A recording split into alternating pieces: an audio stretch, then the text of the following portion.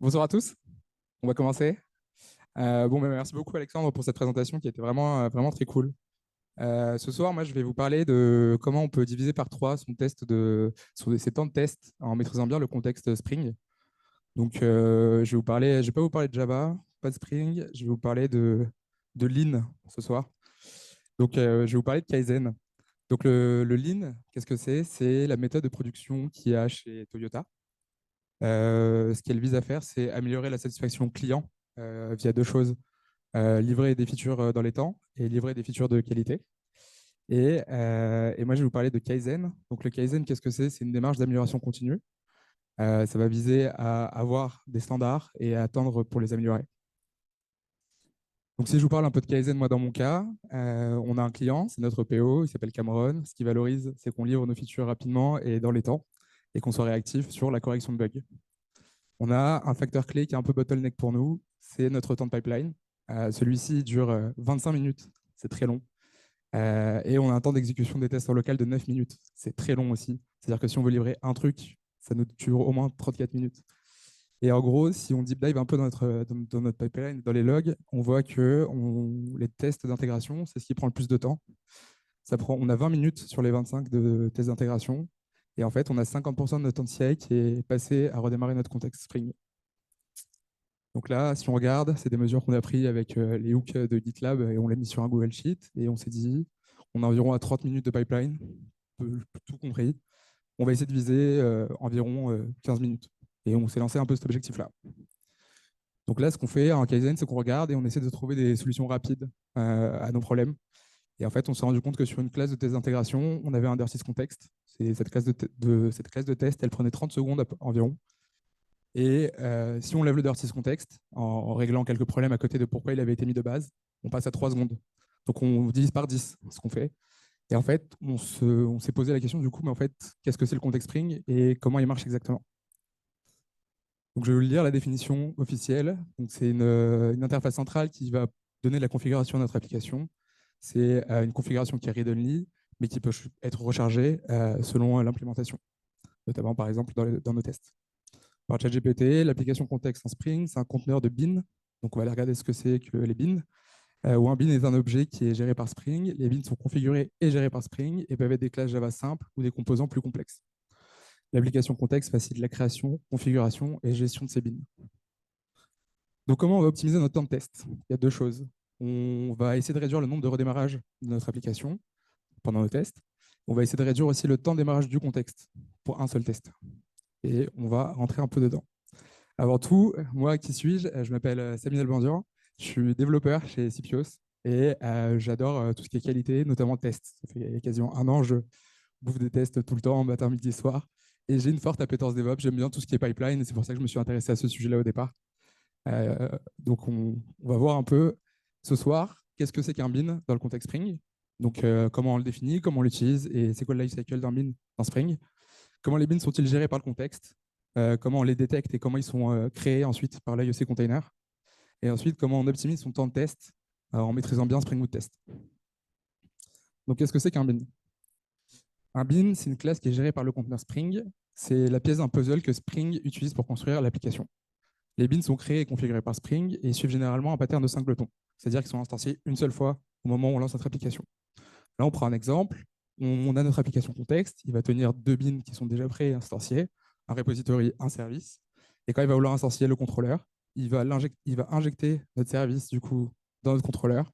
Et une fois que c'est prêt, on a notre application contexte qui est prêt à être lancée.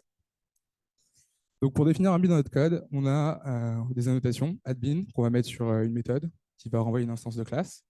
On va mettre généralement cette annotation dans une classe annotée par configuration. Et Spring nous propose différents stéréotypes pour permettre de créer des bins de façon plus simple, add component, add repository, add service, add controller et adresse controller. Un bin, c'est un lifecycle, c'est-à-dire qu'en fait, tout au long de la construction de notre contexte et aussi après, lorsqu'on va détruire notre contexte, on va pouvoir le faire implémenter différentes interfaces. Comme ça, on va pouvoir interagir avec les différents hooks que met en place Spring pour pouvoir gérer le lifecycle du bin en question. On a aussi des annotations Jakarta, post-construct et pré-destroy, qui vont nous permettre de voir un peu en fait, quand est-ce que le bin a été construit et quand est-ce qu'on va le détruire. On peut définir aussi des méthodes quand on définit un bin, init méthode et destroy méthode. Moi, je vais vous montrer un peu ce que ça donne du coup dans le code et comment on fait pour définir tout ça.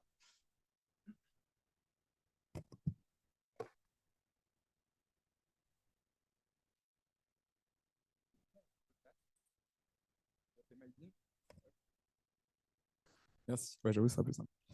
MyBean, du coup, je vais le définir en ça, hop. On va définir un bin, du coup, qui est un add component qui va définir les différentes interfaces dont je vous ai parlé tout à l'heure. Et on va mettre différents logs dessus. Même si on veut aller un peu plus loin, je pense que ce que je vais faire, c'est que je ne vais pas le définir en tant que component et je vais le définir dans une classe de configuration. Hop,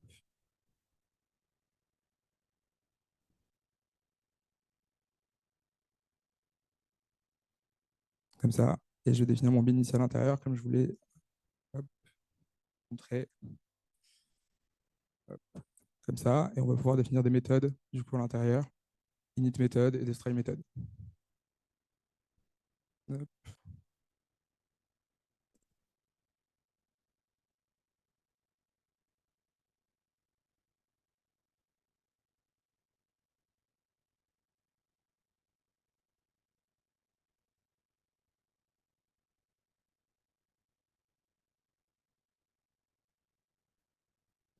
Donc, une fois que ça, on les a définis, si je lance par exemple mon application Spring, hop, comme ceci, on va pouvoir voir dans les logs hop, ce qui se passe.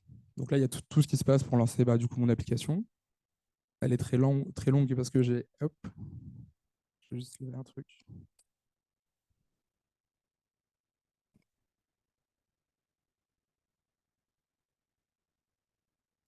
C'est un petit trick pour vous montrer comment on peut optimiser ces tests après. C'est pour ça que je vais le désactiver. Du coup, si on regarde un peu nos logs, on va voir donc différentes choses qui vont se passer. On va voir qu'on va appeler notre constructeur au départ. Ensuite, on va lui définir un nom. Ensuite, on va lui définir le contexte avec lequel il va devoir interagir. Puis ensuite, on va appeler la méthode une fois que notre bin a été construit. Et une fois que les propriétés ont été setées, on va pouvoir appeler la méthode init qui nous dit que notre bin a été construit et qui est en état de marche.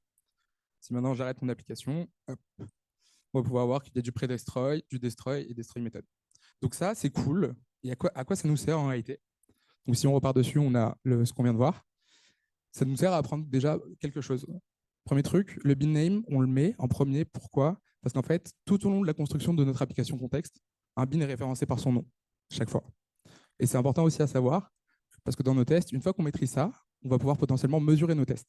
Donc moi, ce que j'ai fait, c'est que j'ai fait une petite classe qui nous permet de mesurer de mettre dans une map et de définir des mesures de test. Donc cette petite classe-là, elle va nous permettre de générer un CSV, mesurer quel service prend combien de temps à être instancié. Donc là, moi, j'ai mis exprès des slips pour pouvoir avoir des mesures remarquables. Et donc, on va pouvoir voir que chaque partie de notre code prend une partie du temps à s'initialiser. Donc, ce que je fais, c'est que dans le constructeur, je lance une mesure. Et puis, une fois que mon bin est construit, je vais récolter le temps, le delta entre les deux, qui va permettre de savoir combien de temps met un bin à se créer. Donc, ça, c'est plutôt cool. Parce qu'une fois qu'on mesure, on sait comment on peut s'en servir pour pouvoir l'optimiser. Donc, comment sont gérés les bins et comment les bins sont-ils gérés par notre contexte Spring? On va passer un peu de code et moi, je vais vous montrer une méthode en particulier qui s'appelle AutoWire constructeur. Hop. Et donc, cette méthode, ce qu'elle fait, c'est qu'elle nous permet de voir qu'est-ce qui se passe tout au long de notre création de contexte Spring. Et donc, en fait, on va voir plusieurs choses dans lesquelles on va pouvoir deep dive pendant la présentation. On peut voir qu'il se passe vraiment beaucoup de choses pour qu'un bin puisse être créé. Si on regarde notre stack trace, on va voir qu'il y a vraiment beaucoup d'appels qui sont faits. Donc, qu'est-ce qui se passe réellement? Hop. Quand on construit notre contexte, il va se passer deux choses. On va avoir une détection de bin. Donc, une détection de bin, c'est on va prendre le bin, définir son nom et le mettre dans notre bin factory pour dire que ce bin-là, il va falloir l'instancier à un moment. Donc, on va lancer notre application Spring Boot Run. On scanne des components. Donc, on scanne l'ensemble des composants qui vont être injectés dans notre service. On va enregistrer le nom du bin dans notre factory. Une fois que c'est fait, on va invoquer une méthode qui s'appelle invoke finish bin factory initialisation. Et donc ça, une fois que c'est fait, on va suivre un cycle un peu récursif. Donc ce qui va se passer, c'est qu'on va créer ou retrouver notre bin dans notre factory. C'est-à-dire que si on ne le retrouve pas, on le crée. Pour le créer, on va auto-wire le constructeur, donc c'est-à-dire qu'on va créer notre constructeur et on va essayer de résolver du coup les arguments qui vont être nécessaires à la création de ce bin. Et quand on va résoudre ces dependencies, on va faire pareil, on va essayer de le chercher dans notre factory, et si on ne le trouve pas, on le crée, ainsi de suite. Et donc, ce workflow-là, Spring nous donne deux choses sur lesquelles on peut avoir une action. C'est le scan des composants et l'autowire du constructeur. En fait, ce qui se passe, c'est que le scan des composants, c'est une partie assez complexe où on va aller récupérer dans l'ensemble de nos targets et de nos fichiers. On va lui spécifier un base package, donc là où il va devoir aller chercher les bins. Il va transformer ces fichiers en ressources qui sont parsables, c'est-à-dire qu'il va les transformer en ressources. Ensuite, il va faire l'introspection pour essayer de trouver, selon les filtres définis par notre application, une classe. Donc, il va trouver des classes add component. Il va les filtrer. Il va vérifier que cette classe n'est pas conditionnelle. Donc, add conditionnel bin, etc. Vérifier que la classe est concrète, pardon, c'est-à-dire que ce n'est ni une interface ni une classe abstraite. Et ensuite, une fois que toutes ces conditions sont réunies, il va enregistrer le nom du bin dans notre factory. Donc, quand je parle de filtre, je vais aller regarder rapidement dans mon application Spring Boot. Ici, on a notre annotation Spring Boot application. Et ça, on a un component scan. Et lui, il va définir des filtres, des choses qu'on ne veut pas lire au moment où on initialise notre contexte. Et donc ça, on a une action dessus. Et Spring nous donne des outils pour appliquer des filtres supplémentaires lorsqu'on va charger notre contexte Spring pendant nos tests. Donc ça, c'est ce qu'on appelle les test slices. C'est une utilisation assez forte de Spring qui va nous permettre de filtrer ce qu'on veut uniquement instancier et ce qui va généralement servir à tester uniquement nos contrôleurs. Donc tout ce qui va être contrôleur advice, tout ce qui va être mapping JSON, tout ce qui va lancer notre serveur juste pour pouvoir recevoir des requêtes, et tout un autre tas d'interfaces, notamment contrôleur, qui elle va nous servir du coup à instancier nos contrôleurs qu'on note par adresse contrôleur ou add contrôleur.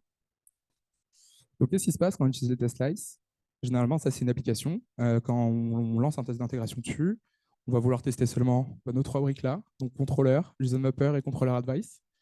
Mais on va quand même avoir l'ensemble de notre application qui va être lancé, initialisé, et c'est un peu dommage parce que du coup, on perd beaucoup de temps à initialiser des choses qu'on ne teste pas et qui ne nous servent à rien. Donc, ce qui se passe, c'est que si on utilise WebMVC, on peut dire bah, moi, j'ai envie de tester seulement mon contrôleur, contrôleur advice et JSON mapper, et ça, tu ne me l'instancies pas. On met un filtre, on va filtrer, on va dire moi, je veux que le contrôleur et le reste des autres outils là-bas. Et ça, on va l'ignorer. Du coup, ouais. C'est pas vraiment un test d'intégration, c'est un peu du test unitaire. Et du test unitaire, c'est aussi un test qui teste normalement une logique métier. Donc en fait, c'est un peu entre les deux, en réalité. Je suis d'accord. Il y a débat, on pourra en parler après. Mais du coup, une fois qu'on a fait ça, on doit juste définir un simple mockbin qui va moquer notre service. Et du coup, en faisant ça, on va pouvoir tester plusieurs trucs. Donc tout ce qui va être URL mapping, tout ce qui va être mapping de gestion de code d'erreur, par exemple, on renvoie une 404, on veut que c'est tel format, etc. Et en fait, ça va être beaucoup plus simple en moquant notre bin de pouvoir faire ce genre de choses-là. Et en plus, on n'instancie pas tout ça, donc aucune connexion à une data source, une base de données. C'est beaucoup plus simple, c'est beaucoup plus rapide. On a une autre partie qu'on peut utiliser avec les test slices. Donc ça, c'est data JPA test. C'est pour tester notamment nos repositories. Et ce que ça va permettre de faire, c'est d'appliquer également des filtres sur ce qu'on va vouloir tester. Donc ça va nous permettre de filtrer seulement ce qui est add repository définition, et ça va ignorer, exclure les no repository bin, donc les choses qui ne doivent pas être instanciées au moment de test de repository. Il va également désactiver l'autoconfiguration, qui va permettre de scanner uniquement les packages qui sont destinés à data JPA. Et donc ça, c'est plutôt cool. Si on reprend notre même exemple que tout à l'heure, on va vouloir tester que ces deux briques-là et pas le reste. Et donc en fait, ce qu'on va pouvoir lui faire, c'est quand on va la noter avec data JPA test, on va casser l'ensemble de la chaîne au-dessus, on va filtrer juste cette partie-là qu'on va pouvoir instancier. Donc ça, c'est la première partie sur tout ce qui était scan component. On enchaîne ensuite sur la partie AutoWare constructeur. Donc ça, ici, on a notre bin factory. Notre bin factory, ça va tenir deux choses qui sont importantes à retenir.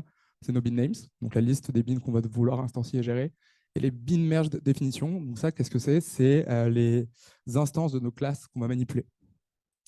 Donc ce qui se passe lorsqu'on va auto-wire un constructeur, c'est on va créer notre instance de bin, on va récupérer ces informations, récupérer son contrôleur, créer une liste d'arguments associés, donc des types et des noms, parce qu'on peut auto-wire selon un type ou selon un nom, itérer sur la liste des arguments, et après chercher dans la factory un bin du type correspondant. Parce que généralement, l'autowire, par défaut, il va autowire par type.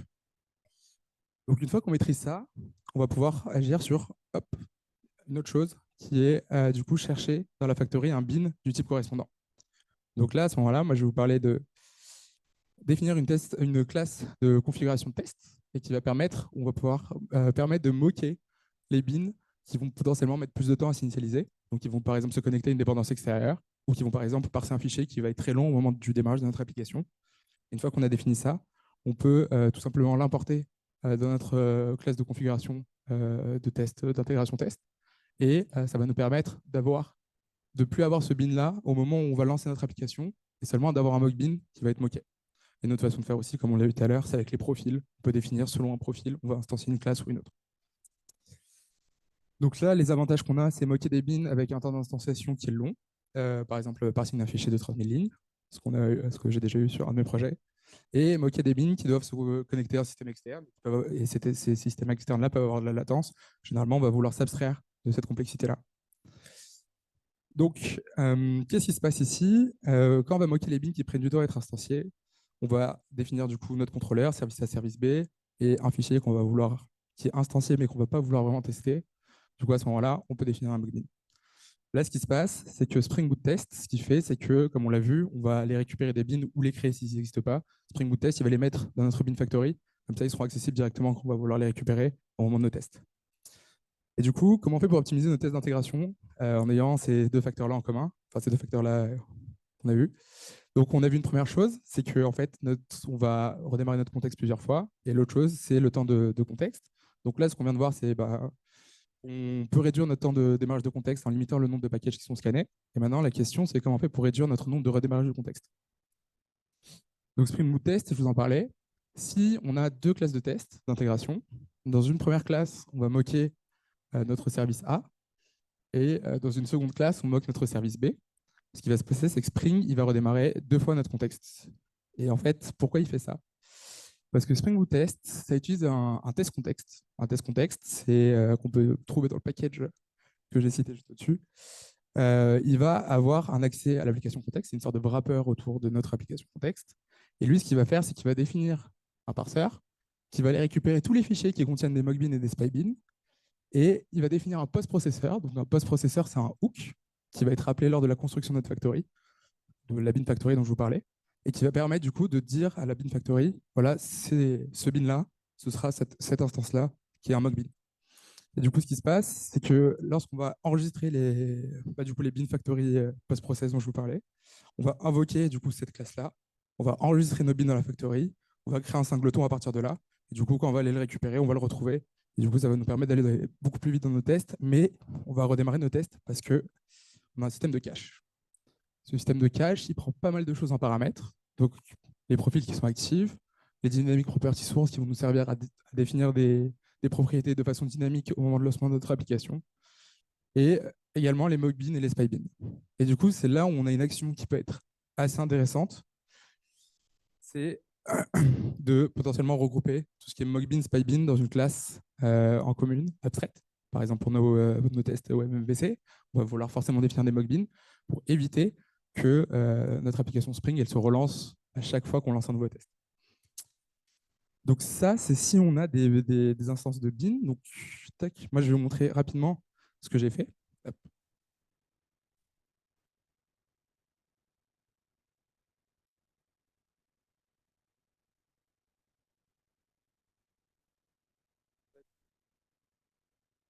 Là, ce que j'ai fait, Là, ce que j'ai fait, du coup, j'ai défini des tests.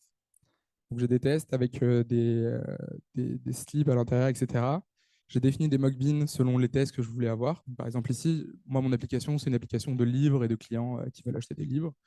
Et en gros, je vais définir du coup, c'est marrant, ça a duré 5 secondes, c'est vraiment optimisé, c'est censé. Ok, et du coup, on a défini des bins, par exemple ici pour notre book controller IT, et pour notre customer controller IT, on a redéfini un bin aussi. Donc pour chacun de nos tests MVC, on va définir un bin qui va permettre justement de répondre à nos tests de contrôleur. On a des tests d'intégration aussi, hop, qui sont ici, des vrais tests d'intégration, où cette fois, on va vraiment instancier toute notre application, des jeux de base de données, on va mettre enfin, des jeux de données qu'on va mettre en base, et on va faire différentes requêtes pour vérifier que lorsque je crée un livre, je l'ai bien récupéré. Pareil pour mes clients, etc. Hop. Donc, non, c'est super rapide, c'est bizarre. Ok. Donc voilà, donc là, je lance mes tests. Putain, mais c'est ouf. Hein? Merci. Hop, merci. Donc le slip, c'est juste pour créer une sorte de fausse latence au moment où je lance mes tests. Mais du coup, c'est pour améliorer le temps d'initialisation du contexte. Et du coup, là, en mettant ce slip, je vais dans certains de mes objets. Donc, j'ai un objet qui s'appelle Customer Event Logger, qui est pas spécialement nécessaire, mais qui existe et qui, lui, va slip pendant 10 secondes. Donc, c'est très long. Donc, en fait, là, en lançant cette série de ma test suite, je vais voir que je vais attendre énormément de temps et que mon contexte va se redémarrer vraiment beaucoup de fois. Donc, j'ai pris des mesures. On n'est pas obligé d'attendre. Hop.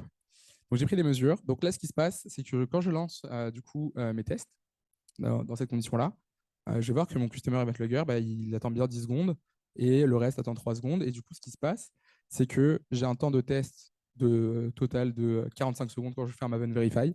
Et je vois que en fait, bah, le Customer Event Logger, c'est un truc qui prend beaucoup de temps et c'est un peu compliqué. Donc, si je pars du principe de ce que j'ai vu avant, je vais faire en sorte que mon contexte ne redémarre plus en mettant des mockbins et en définissant une clé de cache unique pour chacun de mes tests, enfin pour l'ensemble de mes tests. Et je vais par exemple moquer du coup ce Customer Event Logger.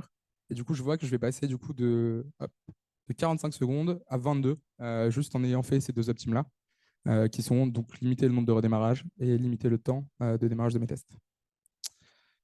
Mais du coup, comme je vous l'ai dit, moi j'aime bien parler aussi qualité et je pense que les mockbins, donc c'est très bien parce que ça nous permet de gagner du temps, mais potentiellement ça nous éloigne de la situation de code de prod. En fait, quand on va mettre un mockbin, on ne va pas vraiment tester le code qu'on met en prod. C'est un peu dommage. Donc je pense qu'il y a des choses qui sont, une fois qu'on maîtrise bien notre bin lifecycle, on va comprendre en fait ce qui prend du temps à chaque fois et on va pouvoir bouger la logique au moment de, par exemple, faire de la lazy initialisation. C'est-à-dire qu'au moment où on appelle la première fois, on va le faire, mais pas au moment du démarrage de notre contexte. Et après, le but, c'est de ne rien moquer, parce que je pense que c'est comme ça qu'on a des tests qui sont beaucoup plus pertinents.